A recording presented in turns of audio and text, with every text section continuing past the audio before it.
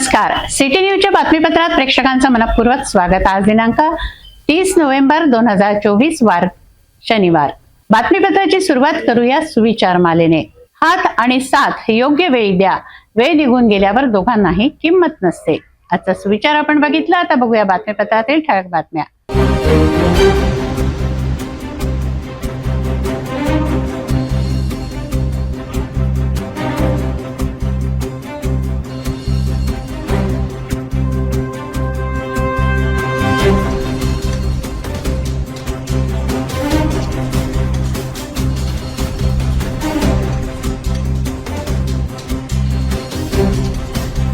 आपण ठळक बातम्या बघितल्या। आता घेऊया छोटासा ब्रेक। शादी और ब्याह की शुरुआत आराधना साड़ी के साथ। Aradhana wholesale shopping mall L2 Bijland complex Nandgaon Peth Amravati Jawahar road Amravati. Break नंतर बघूया सविस्तर बातम्या। दर्यापूर शहरातील बनवसा परिसरातील APMC पेट्रोल पंपावर काम करणाऱ्या स्वप्नील मानकर या युवकाने श्रीजित काकड या युवकाला पेट्रोल उधार न दिल्याच्या कारणावरून 3 ते 4 युवकांनी पेट्रोल पंपवर काम करणाऱ्या कर्मचाऱ्याच्या डोक्यावर फायटरने प्रहार करून त्याला जखमी केल्याची घटना घडली आहे। या संदर्भात दर्यापूर पोलिसांकडे स्वप्नील मानकरने तक्रार दाखल केली आहे।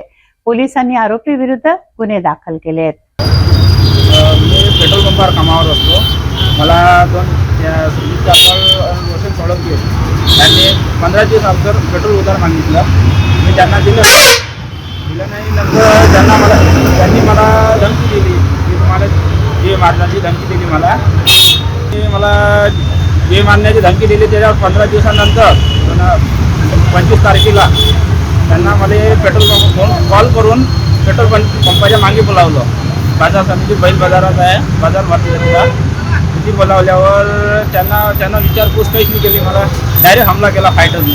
त्याला हमला फायटरने केल्यावर त्यांच्याच पेट्रोल पंपावरचे कर्मचारी काम करणारे त्यांनी आलं मला अडवलं, चाल झाली। तर ते आदेश गावंडे ह्या नावाचा मुलगा तो आला, तर त्यांनी मला दवाखान्यात नेले। दवाखान्यात नेल्याबद्दल हे प्रकरण पोलीस स्टेशनमध्ये गेलो। मी दवाखान्यात नेल्याबद्दल पोलीस स्टेशनमध्ये गेल्यावर त्यांनी मला असं रिपोर्ट लिहिला, पण त्याच्यावर कारवाई कशी नाही झाली। समजा माझं जसे पाहिजे मनाजोगती कारवाई झाली ती नाही। आरोपी अटक नाही आहे, अजूनही खुले हिंडून राहिले। त्याला खुले हिंडून राहिले, घरापाशी येतात, हसतात, व्यवसाय दाखवतात। नक्की झालेलं गेटही वाजवलं घरापुलचं, वरतीकडे धमकी देऊन राहिले। आता याच्यावर अटक काहीच नाही झाली, त्याच्यावरती खुले हिंडून राहिले। याच्यावर जिल्हाधिकारी काय जिल्हा पोलीस अधीक्षक यांच्याजवळ जाणार आहोत मी। समजा यांना पोलीस दर्यापूर पोलीस विभाग यांना काही केलं नाही, मग जिल्हा यांच्याजवळ जाणार आहोत। बडनेरा शहरातील नवी वस्ती परिसरात शिवाजीनगर लगत असलेल्या रिकाम्या भूखंडाच्या डम्पिंग ग्राउंडवर महानगरपालिकेच्या वतीने टाकण्यात येणाऱ्या कचऱ्याला पेटवल्यामुळे त्या धुराच्या त्रासाने नागरिकांना श्वास दम्याचा व श्वासासंबंधी अनेक गंभीर आजारांनी त्रस्त केलाय। येथे घन कचरा टाकणं बंद करावं अशी मागणी नागरिकांची आहे, अन्यथा आंदोलनाचा इशाराही नागरिकांनी दिलाय। बडनेरा शहरातील नवी वस्ती परिसरात शिवाजीनगर येथील भूखंडावर महानगरपालिकेनं डम्पिंग ग्राउंड तयार केलाय। या डम्पिंग ग्राउंडवर मोठ्या प्रमाणात रोजच्या रोज शहरातील घन कचरा आणून टाकला जातो। कचऱ्याचे ढीगचे ढीग साचल्यामुळे अनेकदा या कचऱ्याच्या ढिगाराला आग लावली जाते किंवा लागते। आगीचा दुर्गंधयुक्त धूर शिवाजीनगर परिसरातील नागरिकांच्या घरात शिरतो, त्यामुळे लहान बालकांसह ज्येष्ठ नागरिक व इतर सामान्य नागरिकांना देखील या धुराचा गेल्या 2 वर्षांपासून अतोनात त्रास सहन करावा लागतोय। या दुर्गंधयुक्त धुरामुळे दमा तसंच श्वासासंबंधी अनेक आजार वाढले असून नागरिकांचं आरोग्य धोक्यात आलंय। महानगरपालिकेने या ठिकाणी घनकचरा टाकू नये असं गेल्या 2 वर्षापासून नागरिकांचं म्हणणं आहे। त्या संदर्भात त्यांनी महानगरपालिकेकडे निवेदनही सादर केली आहेत, मात्र त्यांच्या निवेदनाची कोणतीही दखल घेत नसल्याचा आरोप परिसरातील नागरिकांनी केलाय। बडनेरा नवी वस्ती परिसरातील शिवाजीनगर या परिसरात लगतच एक 18 एकराचा एक रिकामा प्लॉट आहे, शेत आहे। किंवा शासकीय जागा आहे असं म्हटलं चालेल. तिथे महानगरपालिकेच्या कचरा म्हणजे जो असतो तो मोठ्या प्रमाणात टाकलेला जातो आणि जे आरोग्य विभाग आहे सातत्याने तिथं कचरा टाकून तो जाळला जातो आणि तो जाळल्यानंतर या परिसरातील नागरिकांना त्या धुराचा अतोनात त्रास होत आहे आणि नागरिकांनी अनेक तक्रारी केल्या मात्र त्यांची दखल घेतली गेलेली नाही. त्यामुळे आता हे संतप्त नागरिक माझ्यासोबत पाहू शकता. मोठ्या प्रमाणात महिला इथं उपस्थित आहेत आणि त्याच पद्धतीने पुरुष मंडळीसुद्धा मोठ्या पद्धतीने इथं उभी आहेत आणि ते त्यांच्या आता सिटिंग समोर आपल्या भावना व्यक्त करत आहेत. माझ्यासोबत इथे एक युवा एक कार्यकर्ता आहे. त्याचं नाव काय आपलं? माझं नाव धीरज नागोसे आहे. काय समस्या काय आपली नेमकी इथली? आमची समस्या गेल्या 2 ते 3 वर्षामध्ये आहे की येथे जो कचरा टाकण्यात येतो याला डम्पिंग झोन म्हटलं जाते, पण तो आम्हाला इथं हवा नाही आहे. कारण की त्याच्यामुळं 2 ते 3 दिवसाआड जो इथं आग लावल्या जाते आणि त्याच्यामुळं जो निघणारा जो धूर आहे एवढं पूर आहे प्रमाणात आहे की आम्हाला खूप त्रास होतो. तर इथे लहान लेकरं भरपूर आहे तर त्यांना किती त्रास होत असेल. तर अशी कोणती पण रोगराई इकडे निर्माण नाही व्हावी म्हणून हे सगळ्यात जास्त लवकरात लवकर हा डम्पिंग झोन इथून हटवण्यात यावा हीच आमची सगळ्यांना विनंती आहे. आणि असं म्हणतात काय सांगणार बाबा या संदर्भात? हे ताबडतोब हटवायला पाहिजे कारण लहान लहान लेकरांना खूप त्रास होतो आणि मोठ्या व्यक्तींना पण खूप श्वासाचा त्रास होतो यामुळे धुरामुळे. हो, म्हाताऱ्या माणसांना सुद्धा या धुरामुळे खूप त्रास होतो. रात्रभर धुवा येते सर पूर्ण घरात. याच्यावर लवकरात लवकर कारवाई झाली हो. पाहिजे. आमचं म्हणणं एकच आहे काऊन की वयस्कर जे माणसं आहे त्यांना लय खूप त्रास त्रास होत आहे. मी बादशाहभाई शिवाजीनगरमध्ये राहत आहे. मला धुराचा खूप त्रास होत आहे. श्वास घ्यायला त्रास होत आहे, लहान बाळाला त्रास होत आहे आणि मोठे वयस्कर लोकांना लय त्रास होते श्वास घ्यायला. कोणीतरी ते धूर भडकून देतात, ते कचरा भडकून देतात. त्याच्यामुळे आम्हाला फायर ब्रिगेड बोलावं लागते आणि ते विजावं लागते. फायर ब्रिगेडवाल्याला आमच्यापासून लय त्रास आहे. ते नेहमी तुमचा कचरा भडकते, त्यांची ही कंप्लेंट आहे. त्याच्यासाठी ही अवस्था दूर करायला पाहिजे. महानगरपालिकेला लक्ष द्यायला पाहिजे. इथे कचरा लय पडला आहे. 2 महिन्यापासून नाल्या साफ झाले नाही. हे आहे ठेकेदार फुकटाचे पैसे घेऊन राहिले. हे आमची कळकळीची विनंती आहे की महानगरपालिकेने हे सगळी समस्या आमची दूर करावी. होते सगळ्यांना त्रास होते. दमाचा हे काय म्हातारे लोकांना लय त्रास होते. त्रास होते खोकल्याचा. घशात रात में इतना ठसका लगता है कि सब पंखे पूरे खींचते ना तो और ज़्यादा ठसका लगता पूरा. याच्या आधी तुम्हाला लय दिवसाचा होता आहे. लय दिवसाचा तक्रारी केल्या आहेत का? तक्रारी केली होती का? हो केला होता म्हणते ते पोरांना केली होती पोरांना. केली होती. 2 वर्षापासून तक्रार करून झाली आहे पण कोणीच लक्ष द्यायला तयार नाही. गेल्या 2 ते 3 वर्षापासून या नागरिकांना या कचऱ्याचा जो पेटवला जातो त्या कचऱ्याचा त्रास होतो. धुरामुळे लहान मुलांचे म्हाताऱ्या वयस्कर माणसांचे सुद्धा आरोग्य धोक्यात आलेले आहे. 2 वर्षापासून त्रास हा सहन करत आहे आणि आतासुद्धा याचा त्रास सहनच आहे. मात्र यांची त्रास सहन करण्याची हद्द संपलेली आहे. त्यामुळे सर्व नागरिक संतप्त झाले आहेत आणि अशा या संदर्भात तक्रारीसुद्धा केल्यात मात्र याची दखल घेतली गेलेली नाही असं यांचं म्हणणं आहे. हा जर प्रश्न यांचा सुटला नाही तर हे यांचं पुढचं पाऊल काय राहील या संदर्भात आपण यांची चर्चा करूया. काय आपलं पुढचं पाऊल राहील? आता एवढं आम्ही सगळ्यांना लेखी कंप्लेंट वगैरे सर्व काही देत आहे, परंतु याच्यावर पण काही कारवाई न झाल्यास तर आम्ही इथून एक पण गाडी तिकडे जाऊ देणार नाही. त्याच्यावर तर आम्ही काही आम्हाला कायदा तर हातमध्ये घेऊ शकत नाही आम्ही, कारण की कायद्याच्यानुसार चालावं लागते. परंतु जेव्हापर्यंत आमचं पूर्ण कंप्लीट होत नाही, जशा मागण्या कंप्लीट होत नाही तेव्हापर्यंत आम्ही तिकडे गाडी जाऊ देणार नाही. हे आमचं नंतरचं पाऊल राहील. सर्व नागरिक आमच्यासोबत आहे आणि सर्व आमचं मंडळ पण आमच्यासोबतच आहे.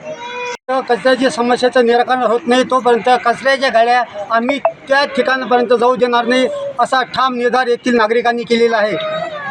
कॅमेरा पर्सन सिद्धार्थ बनसोडसोबत मी मच्छिंद्र भटकर, सिटी न्यूज, अमरावती.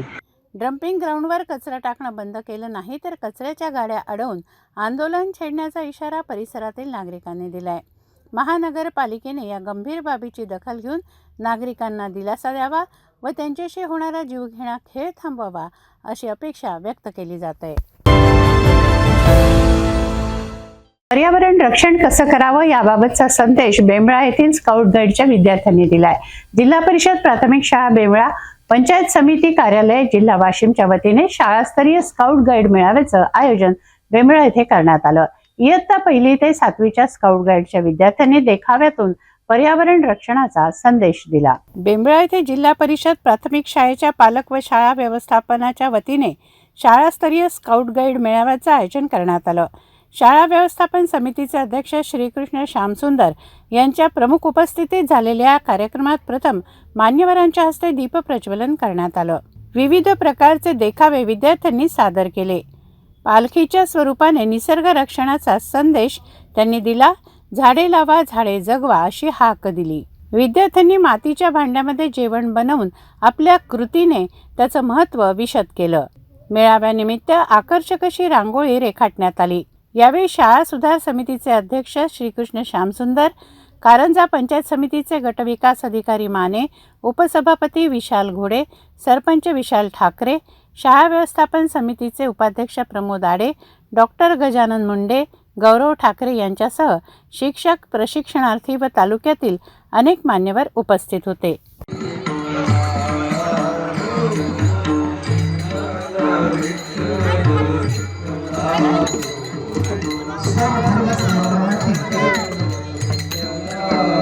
एक संदेश देणारी जाती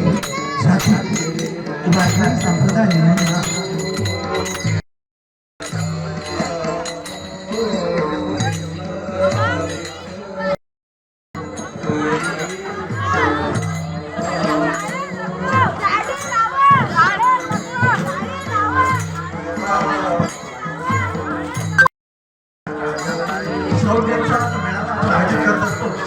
समाजाला उद्बोधनाच्या माध्यमातून एक ग्रंथदिंडी हे स्काउट गाईडचे विद्यार्थ्यांनी आपण सादर केलेलं आहे.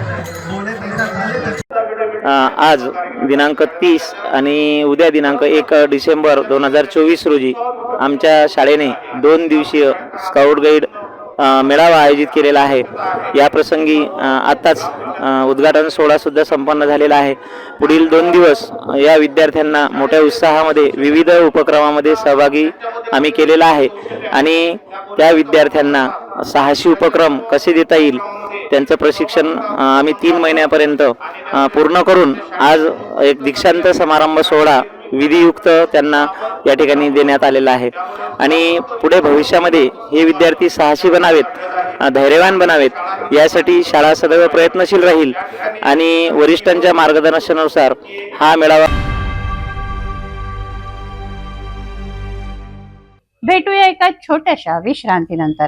घर का सारा फर्नीचर दीमको और सीलन से बस 1 साल में खराब हो गया है. कोई बात नहीं, अब आपके घर की खूबसूरती बढ़ाने के लिए अम्बा मॉड्यूलर लाया है डेकोर प्लास्ट से निर्मित यूपीवीसी मटेरियल में घर के सभी फर्नीचर, वो भी जल रोधक, दीमक प्रूफ, गुणवत्ता पूर्ण, अग्निरोधी, पर्यावरण के अनुकूल, किफायती और 17 साल के वारंटी के साथ. मॉड्यूलर किचन, वार्डरोब, बेड, मंदिर, अलमारी, TV unit, study table, sliding अलमारी, ऑफिस फर्नीचर और अन्य सभी अब बनाइए आपके हिसाब से. फ्री विजिट और फर्नीचर डिजाइन के लिए आज ही विजिट करें अम्बा मॉड्यूलर, गोंड बाबा मंदिर के पास, MIDC से दस्तूर नगर रोड, अमरावती. डेकोर प्लास्ट के साथ एक कदम आगे. विश्रांतीनंतर पुन्हा आपलं स्वागत. अमरावती जिल्ह्यातील तिवसा तालुक्यातील बनसापूर परिसरात एका महिलेचं शेत आहे. या शेतामध्ये अप्पर वर्धाचा लघु कालवा फुटल्याने पाणी गेलं आहे. शेतात सर्वत्र पाणीच पाणी झालंय. तलाव साचला आहे. तलावाचं स्वरूप या शेताला आलेलं आहे. गव्हाच्या पिकाचं महिलेचं अतिशय नुकसान झालं आहे. तेव्हा नुकसान भरपाई द्यावी अशी मागणी या शेतकरी महिलेनं केली आहे. या संदर्भात कृषी विभाग व पाटबंधारे विभागात त्यांनी तक्रार केली आहे. बनसापूर येथील शिला फुटाणे या महिलेच्या शेतकऱ्यामध्ये अप्पर वर्धाच्या कालव्याचं पाणी शिरलं आहे. त्यामुळे त्यांचं अतोनात नुकसान झालं आहे. गहू पिकाची नासाडी झाली आहे. अप्पर वर्धाचा लघु कालवा फुटल्याने यातील सर्व पाणी त्यांच्या शेतात जात आहे. अक्षरशः झुळझुळ वाहणारा झरा यांच्या शेतात वाहतो आहे आणि शेताचा तलाव झालेला आहे. बनसापूर परिसरात शेत सर्वे नंबर 13/3 मध्ये फुटाणे यांचं शेत आहे. शेतात पाणी शिरल्याने त्यांच्या गव्हाच्या पिकाचं नुकसान झालं आहे. नुकसान भरपाई द्यावी अशी मागणी या महिला शेतकऱ्यानं केली आहे. या संदर्भात कृषी विभाग व पाटबंधारे विभागात त्यांनी तक्रार केली आहे. 29 नोव्हेंबरला गोंदियात अपघात झाला. त्यानंतर 30 नोव्हेंबरला या घटनेची पुनरावृत्ती झाली. सुदैवाने जीवितहानी झाली नाही. गोंदिया जिल्ह्याच्या देवरी तालुक्यातून चिंचगडकडे विद्यार्थ्यांना घेण्यासाठी जात असलेल्या मानव विकासच्या निळ्या बसचा शनिवारी अपघात झाला. रोजच्या प्रमाणे शनिवारी देखील देवरी येथून ही बस शालेय विद्यार्थ्यांना आणण्यासाठी चिंचगडकडे जात असताना अब्दुलटोला गावाजवळ चालकाचं बसवरील नियंत्रण सुटलं आणि बस सरळ रस्त्याच्या कडेला खाली उतरली. रस्त्यावरून जाणाऱ्या लोकांनी याची माहिती गावकऱ्यांना आणि पोलिसांना दिली असता पोलिसांनी व गावकऱ्यांनी घटनास्थळी धाव घेऊन वाहक आणि चालकाला बसमधून बाहेर काढलं. त्यांना देवरी ग्रामीण रुग्णालयात पाठवलं आहे. यात चालक आणि वाहक किरकोळ जखमी झाल्याची माहिती आहे. तर विशेष बाब म्हणजे कालच शुक्रवारी गोंदिया कोहमारा रोडवर एसटी बसचा अपघात झाला. 11 लोकांचा मृत्यू यामध्ये झाला होता तर 27 लोक जखमी झाले होते. त्यांच्यावर रुग्णालयात उपचार सुरू असताना शनिवारी सकाळी पुन्हा एकदा एसटीचा अपघात घडल्याने एसटी बसमध्ये प्रवास करावा की नाही असा प्रश्न शालेय विद्यार्थी आणि प्रवाशांना पडला आहे. जाता जाता पुन्हा एकदा आजच्या ठळक बातम्या.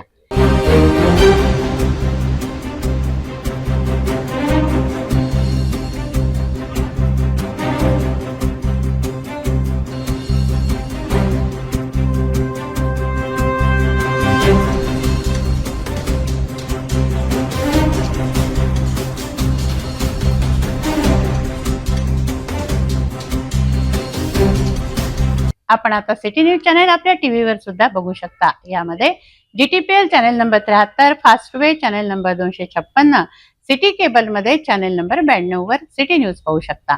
जर आपल्या टीव्हीवर सिटी न्यूज चॅनल दिसत नसेल तर आपण आपल्या केबल ऑपरेटरशी संपर्क करावा. आपण सिटी न्यूज केबलच्या व्यतिरिक्त YouTube, फेसबुक, इंस्टाग्राम आणि ट्विटरवर सुद्धा बघू शकता. याकरता सोशल मीडिया अकाउंट सबस्क्राईब करा, फॉलो करा, लाईक करा. YouTube अकाउंट सबस्क्राईब करण्याकरता सबस्क्राईब बटनला क्लिक करा आणि बेल आयकॉन दाबायला विसरू नका, कारण सर्वात आधी समाचार आपल्यापर्यंत पोहोचणार आहे. तसंच सिटी न्यूजचं फेसबुक पेज लाईक करा, इंस्टाग्राम आणि ट्विटर हँडल फॉलो करा. आपण व्हॉट्सअपवर सुद्धा सूचना देऊन न्यूज प्राप्त करू शकता. व्हॉट्सअप नंबर स्क्रीनवर येतो आहे. हे बातमीपत्र एवढ्यावरच थांबवूया. पुन्हा भेटूया नवीन घडामोडींसह. नमस्कार.